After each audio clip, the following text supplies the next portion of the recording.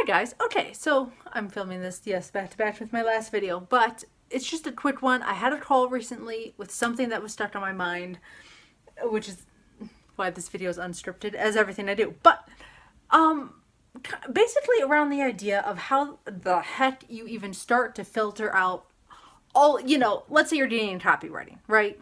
You've probably Googled how to get into copywriting, and there's 50,000 articles, probably more, I don't even want to know, and so many of them come from different angles and have different advice, right? And it's like, what is the correct one? What is the right one? Which one works? Which one's not going to waste your time? Number one, I mean, there's a lot to say here, but number one is that,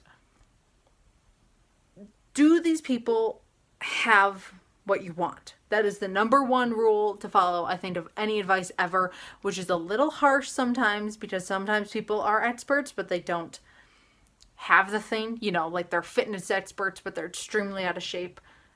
So maybe that advice is a little cruel, but it is one I follow, right? I don't take the relationship advice really from people who are always in a hot mess of a relationship, like, take advice from people who have what you want.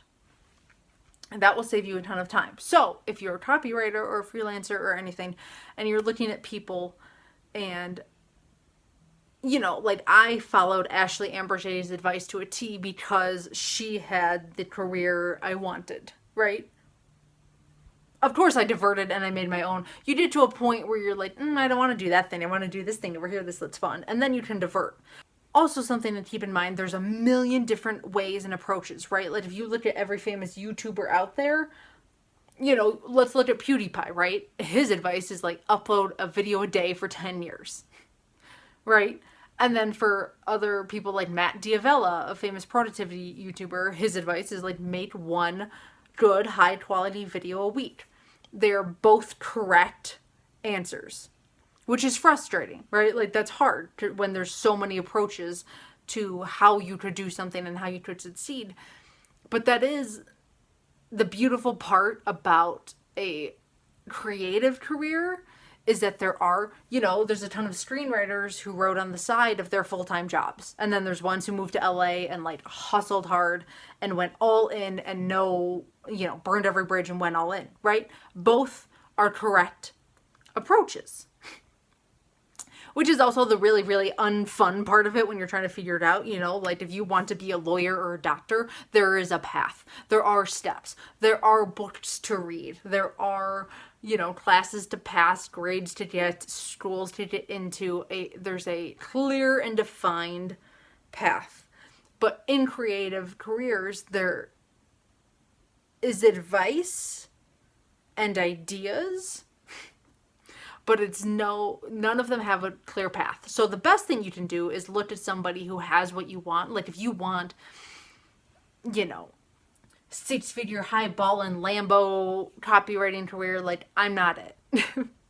I use copywriting to fund my passion projects.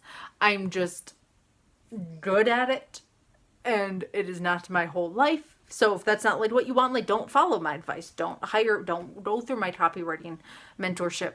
Like I approach copywriting very differently than other people. Number one, kind of vet these people and make sure that they actually have what they really claim they're having, which is another problem on its own. Like there's 6-figure copywriters who live in mommy's basement, or like their daddy bought them their house. Vet it as much as you can. But if you find someone you like and they have something, and they're not cutting corners, they're not a fitness influencer taking steroids on the side, that's a whole nother discussion, but like they have something you want, follow their advice. And like you can do it for a few months, and then if it doesn't work, you scrap it.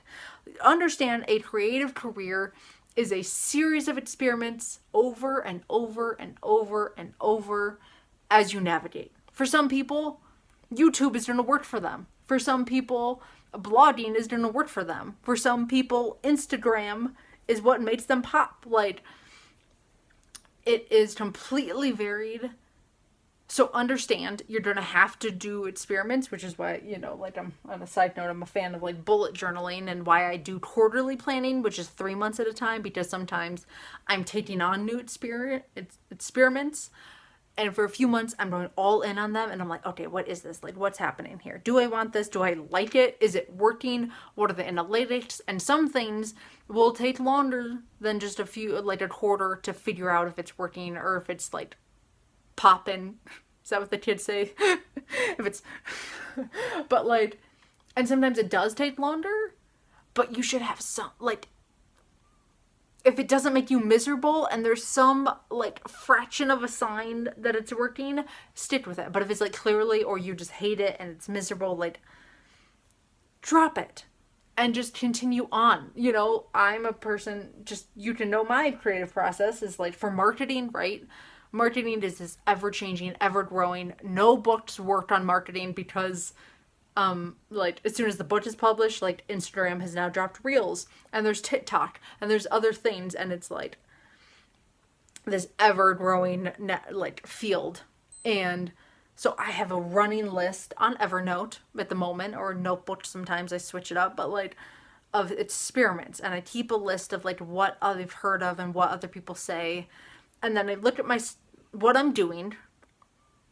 And this is where you need to start tracking results and tracking other things. And, you should do this for clients, marketing, email marketing, pitching, everything in your business and in your work. And just like at the end of a few months, be like, okay, this thing isn't working. Scrap. Go to the ideas. Which one sounds interesting? Okay, this one sounds interesting. We're going all in on like TikTok now. Like, let's do this for 3 months and figure it out, and maybe handle.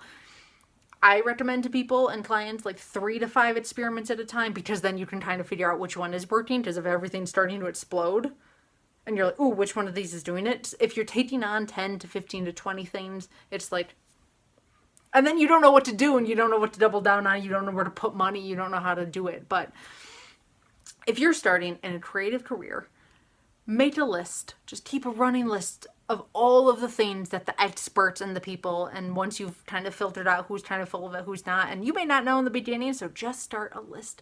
What do they say? Post on LinkedIn 3 times a day. Great. Okay.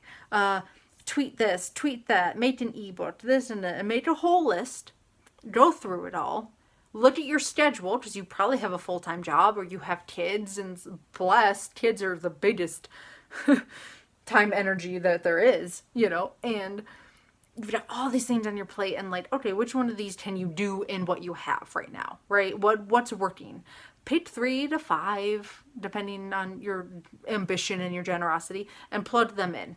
Okay, I'm going to try cold pitching. I'm going to try networking in Facebook groups, and I'm going to try posting on LinkedIn, right? Go in, click, click, click, click. Make a consistency tracker to make sure you're doing these things, so you can actually test if they're working. You can't test something you're not doing. And then after, give everything at least like 3 months. 1 month is nothing. 2 months is, 3 months is okay. Okay. You got a little sign of like maybe things are working or not, right?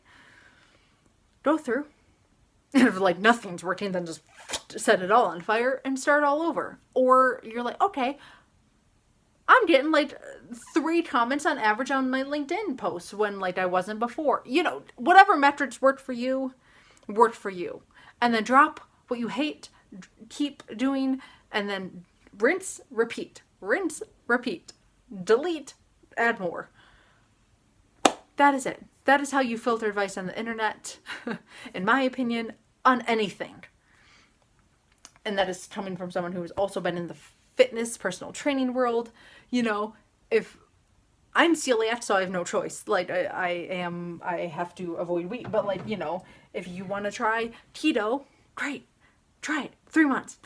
Doesn't work? Great. Next, bodybuilding workouts.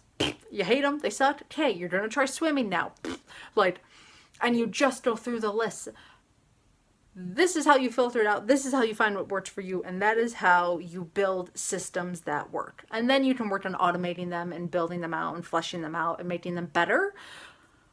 But that is how you begin to filter the overwhelming amount. Do not just become paralyzed by how much there is.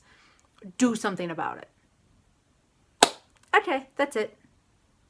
Just a thought. Just, boy, is there a lot out there. And I'm doing this all the time for myself, too, because that's how the world works now. So, anyway, that is it. Bye, guys.